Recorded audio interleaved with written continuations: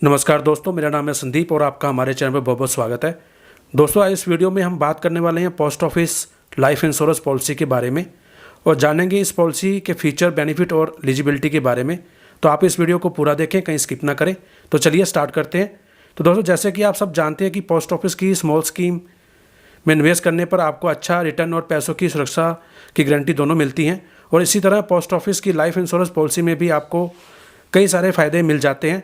आपकी जानकारी के लिए बता दें कि इस योजना को 1 फरवरी 1884 को पोस्टल लाइफ इंश्योरेंस के नाम से शुरू किया गया था। यह भारतीय इतिहास में सबसे पुरानी इंश्योरेंस पॉलिसी है। यह भारत सरकार की एक जीवन बीमा स्कीम है।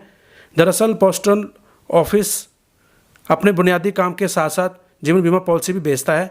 यह तो थी जानकारी पोस्ट ऑफिस के लाइफ इंश्योरेंस पॉलिसी के बारे में। अब जान लेते हैं एलिजिबिलिटी के बारे में कि कौन कौन इस पॉलिसी को ले सकता है। तो दोस्तों, इस पॉलिसी को लेने के लिए मिनिमम एज 19 साल है और मैक्सिमम एज इसकी 55 साल रखी गई है।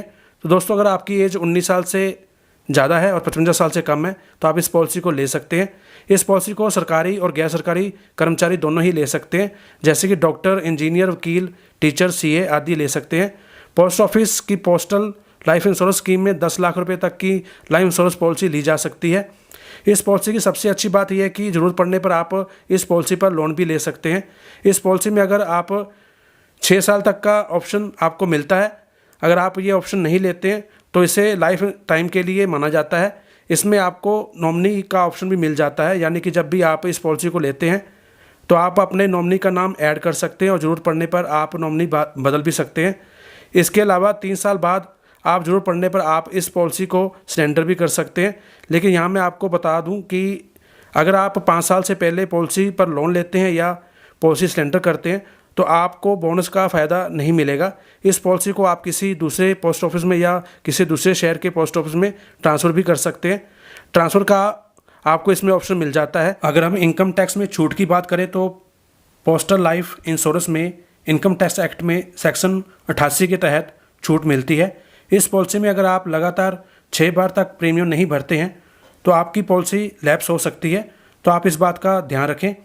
पोस्ट ऑफिस की लाइफ इंश्योरेंस पॉलिसी के प्रीमियम का भुगतान सालाना, 6माही या मासिक आधार पर किया जा सकता है, यानी कि आप इसका प्रीमियम साल में 1 बार भी भर सकते हैं और साल में 2 बार भी भर सकते हैं और हर महीने भी इसका प्रीमियम भरा जा सकता है। तो अगर हम बात करें पोस्टल लाइफ इंश्योरेंस की सुमंगल योजना के बारे में, तो पोस्टल लाइफ इंश्योरेंस के इस प्लान को सुमंगल के नाम से जाना जाता है।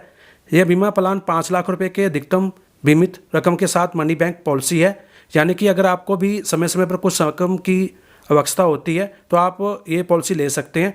पोस्टल लाइफ इंश्योरेंस के सुमंगल प्लान में एक ग्राहक के रूप में आपको समय समय पर सर्वाइवल बेनिफिट मिलते हैं। बीमा खरीदने वाले व्यक्ति की अप्रत्याशित मृत्यु की स्थिति में इस तरह के भुगतान को शामिल नहीं किया जाता है।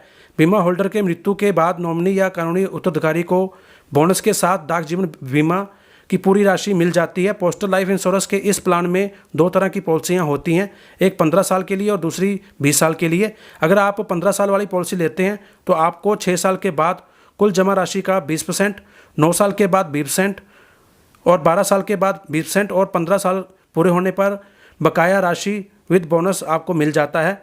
और अगर आप 20 साल के लिए पोस्टल लाइफ इंश्योरेंस पॉलिसी लेते हैं तो आपको 8 साल के बाद 20%, 12 साल के बाद 20%, 16 साल के बाद 20% और 20 साल के बाद बकाया राशि विद बोनस आपको मिल जाता है। तो दोस्तों, यह थी जानकारी पोस्टल लाइफ इंश्योरेंस की सुमंगल योजना के बारे में। सुमंगल के अलावा पोस्टल लाइफ इंश्योरेंस में और भी कई स्कीम आपको मिल जाती हैं, जैसे संतोष सुविधा, युगल सुरक्षा, बाल जीवन बीमा और विकलांग से जुड़ी स्कीम शामिल हैं। आप इसमें से कोई भी स्कीम अपने लिए चुन सकते हैं। तो दोस्तों, यह तो थी जानकारी पोस्टल लाइफ इंश्योरेंस के बारे में। यह जानकारी आपको कैसी लगी हमें कमेंट बॉक्स में ज़रूर बताइएगा। अगर जानकारी अच्छी लगी हो तो लाइक करें और अपने दोस्तों और रिश्तेदारों में शेयर जरूर करें। मिलते हैं छोटे से ब्रेक के बाद, तब तक के लिए नमस्कार।